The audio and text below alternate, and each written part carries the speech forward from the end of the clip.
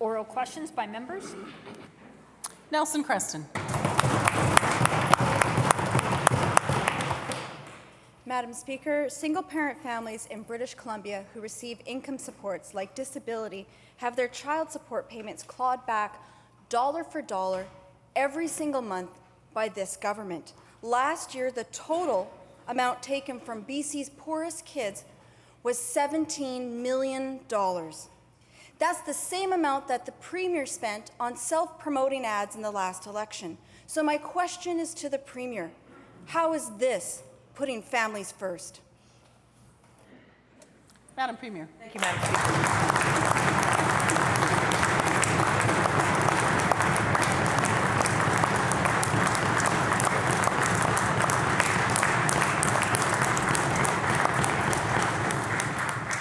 Thank you, Madam Speaker.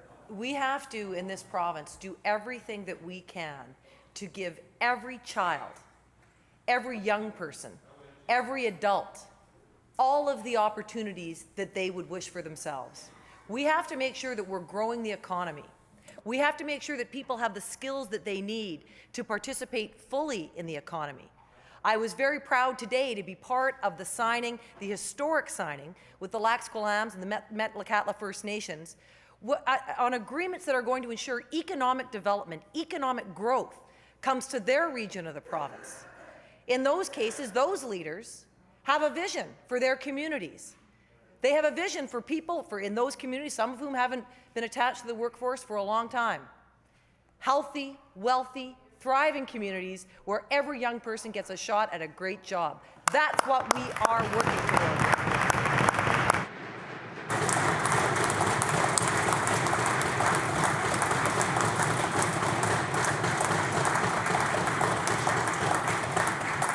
Nelson Creston on supplemental.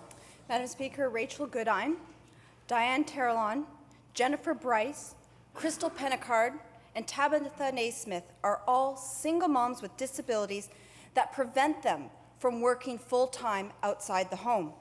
They receive income supports, and as we all know, the levels of support from this BC Liberal government keep them struggling to put food on the table.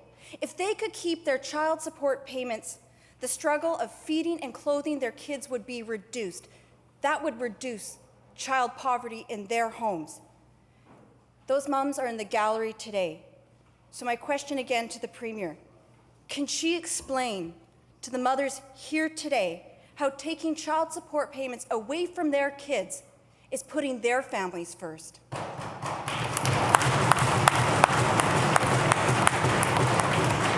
Madam Premier. Thank you, Madam Speaker.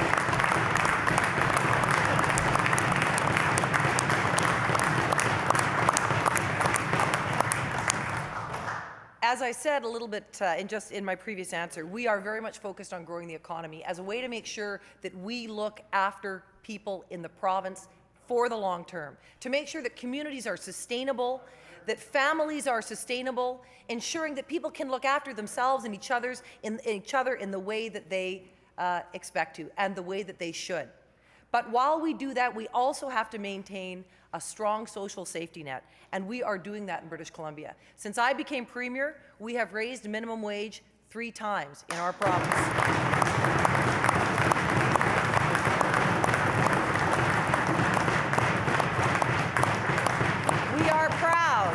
We are proud to be able to say that we have one of the lowest overall tax levels, keeping more money in people's pockets.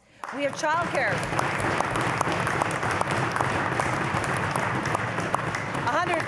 $135 million invested in childcare subsidies this year. 800,000 people in the province who pay no MSP premiums. $3.6 billion since 2001 invested in affordable housing. 98,000 households that benefit from provincial social housing programs and services. And of course, the introduction of the early childhood tax benefit starting in 2015 to make childcare more affordable for 180,000 families, and that's just the beginning.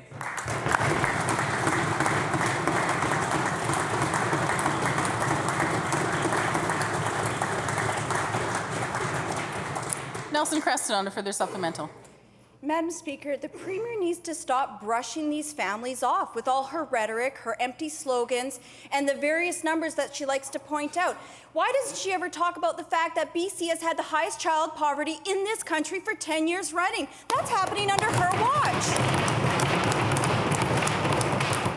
Here's another stat for the Premier. Half of BC's single mothers are living in poverty with their kids right now. Mothers like Tabitha Naismith, a Surrey mom who is struggling to raise her 1-year-old daughter on $642 a month after rent. The BC Liberals are clawing the $100 that her daughter is supposed to be getting in child support payments. They are clawing that back every month. And Madam Speaker, it is wrong.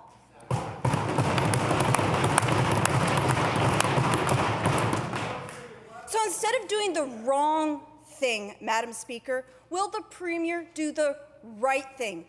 End the clawback of child support payments and give BC's poorest kids their money back. Madam Premier. Thank you, Honourable Speaker.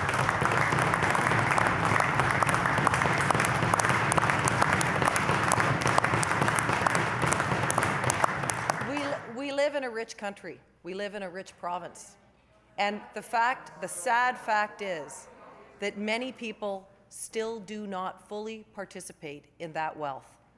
We have an obligation as a generation to ensure that everyone across the province has an equal opportunity to take part in the economic growth that is coming in our province. We believe that the best way out of poverty is to make sure that people are participating in economic growth and that they have the skills that they need to take those jobs. In the meantime, we also have to make sure that that social safety net is there to protect people who need that protection when they are enduring poverty in our province. I went through quite a number of the investments that our province has made in supporting people who live in poverty. We need to continue to do that, and at the same time, we need to give everyone a hand up. We need to give everyone the help that they need to acquire the skills and the education that they're going to need to create a sustainable future for themselves and their families through employment.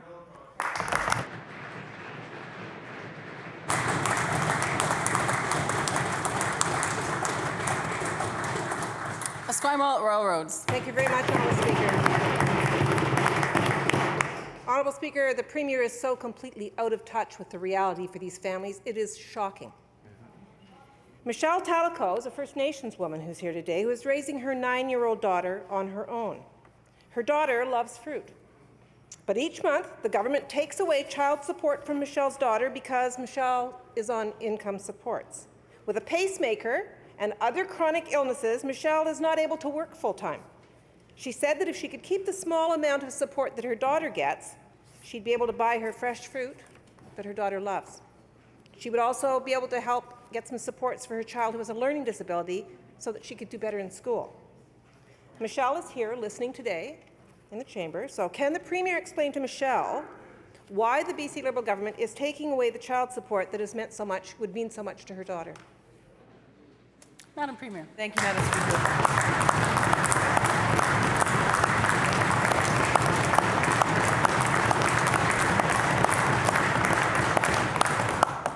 In this wealthy society, no one should have to endure the deprivation of poverty. I think all members in this chamber agree on that. What we disagree on often, though, is how we want to make sure that we address poverty in the long term. On this side of the House, what we believe is that we need to grow the economy if we want to invest in the future. We need to invest in people through skills training if we want to make sure that they have an opportunity to fully participate. Order. And we also need to make sure that through a growing economy, government has the revenue that it needs to be able to look after people through a strong social safety net when they are struggling with poverty.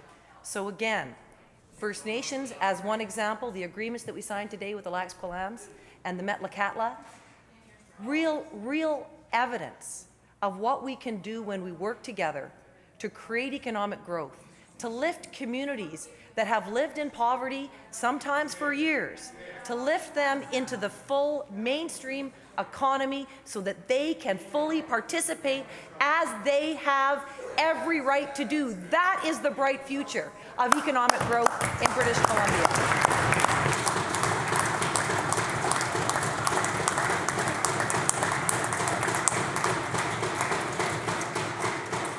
Esquimalt Railroads on the supplemental. Thank you very much, Honourable Speaker. You know, I think the families here in the gallery would like to hear more rhetoric and maybe a more clear message from the government on taking away these clawbacks from their households. Every month, the BC Liberals take money out of the hands of BC's poorest children simply because their parents have a disability or are on income assistance. That's what's going on here, Honourable Speaker. That money is being clawed back out of their households. By the end of the year, the money clawed back from these families and others like them will amount to $17 million. Coincidentally, the same amount of money that the government spent on self-promotion during the election campaign. So I would like the Premier to explain to these families, not the rhetoric, but explain how this government can justify taking money out of the hands of BC's poorest children while they're busy still spending money on self-promoting ads, ministerial pay raises, fake municipalities, sweetheart deals with their friends. That is not fair to these families and all the families across British Columbia that want them to stop clawing money back from the poor children in this province. Madam Premier. Thank you, Madam Speaker.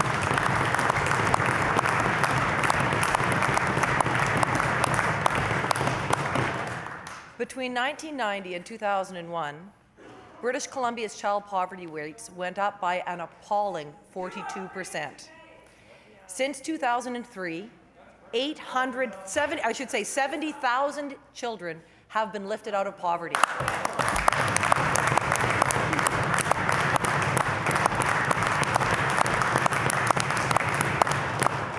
What changed? Why were those 2 decades so starkly different when it came to poverty rates in our province? A commitment to economic growth. A commitment to making sure that everyone had an opportunity to be able to participate in a growing, thriving economy. That is the answer in the long term to poverty.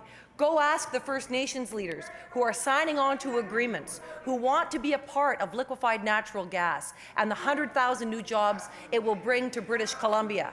Go ask the young people who are hungry for opportunities and the big wages that will be paid in the trades and that will be in huge demand when liquefied natural gas becomes a reality in British Columbia. That is the reality of economic growth. It changes lives, it changes communities, it makes them better, it makes them sustainable, and it will do it for a long, long time.